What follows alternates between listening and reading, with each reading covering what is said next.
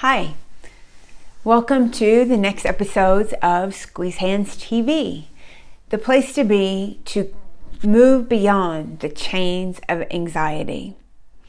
Thank you so much for joining us. I'm Holly Jaleski, the creator of Squeeze Hands, the emotion soother that you can do anywhere, anytime, any place.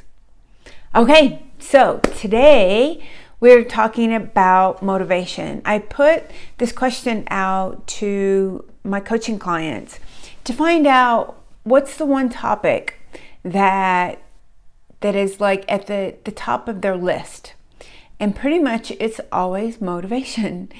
That those of us who have had or have chronic anxiety, one of the things that happens is that we tend to not want to get out of bed or out from under the TV or the couch or something. We really have a hard time finding something that motivates us. So what do?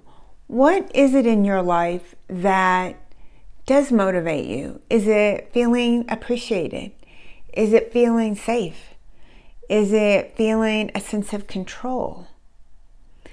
And is there something that you think that once you have that thing, that you won't feel anxious anymore?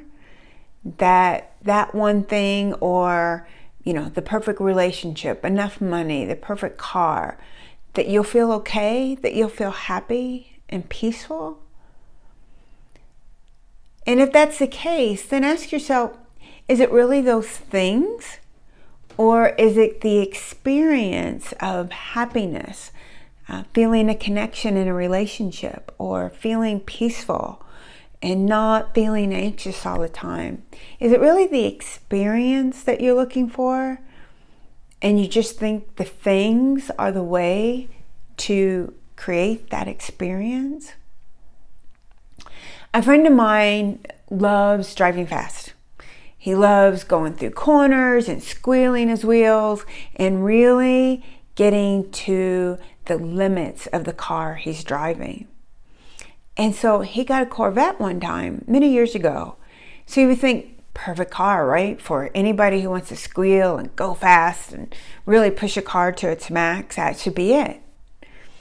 Well, what he found was that actually the car had so much capability that it was really challenging for him to be able to squeal its wheels and get to the limits on a normal road.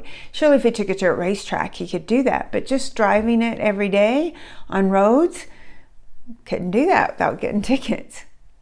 And then one day he needed to go do some work in West Virginia. And he rented a little small, inexpensive car. And it turned out to be a Dodge Neon. And so he was driving that Dodge Neon on all the twisty, windy roads of West Virginia. And he was having more fun in that little inexpensive sedan than he ever did in his fancy, expensive Corvette. Why? Because he could reach the limits of the Dodge Neon more readily than he could with the Corvette. He could squeal the tires, he could go around the curves and really feel where it had maxed out, that if he had tried to go any faster on the curves, he was probably going to flip. Right? So he could have that experience. And it turned out the thing he thought would give him that experience, the Corvette, wasn't the thing that gave him that experience at all. It was a Dodge Neon, something that cost a fraction of the Corvette. So what does this have to do with motivation? I want to invite you to look at motivation in a different way and think of it as satisfaction. Finding something that's satisfying rather than having this belief that it's this certain thing that's going to bring you a sense of peace or happiness or connection that you think. When you first get up in the morning, what is one thing that you can get excited about or at least feel satisfying? Like for me, the first thing I do in the morning is drink a cup of Ticino. And so when I wake up, I think, I'm going to get to have that warm, yummy drink and sit in my meditation chair and look out the window. And that gets me out of bed. And then I think of what the next exciting thing is. Maybe it's holding a pen because of something that I'm going to write that day. Or maybe it's going for a walk down the street, or feeding my llama and alpacas. And so I go through my day rather than trying to think of something big to get me motivated, to make me be excited about getting out of bed. I just think of it one moment at a time. So what's that thing for you? What is the one thing that feels really satisfying? Is it getting up to pet your dog or feed your dog? Is it just looking out your window? Is it the feeling of having hot tea in the morning? And if you don't have anything, then what is that thing that you can start having each day that feels really nourishing and satisfying? Often maybe you don't start your day in a really satisfactory way because you just feel like, I just don't have any purpose, I don't have any focus. So think of one thing that would feel really satisfying for you to do each morning, and try for it not to be something that's on a computer. Maybe it's looking at the plant. Maybe it's connecting with a friend. Maybe it's just feeling the floor underneath your feet, or putting on some slippers. Maybe it's buying some really warm fuzzy slippers or socks that you get to put on. And as you go through your day, then try to think of one thing, and then another thing, and then another thing that will help you move through your day. And it doesn't mean that you don't get the things. It doesn't mean that you shouldn't have the car and the relationship or the money that you want to have.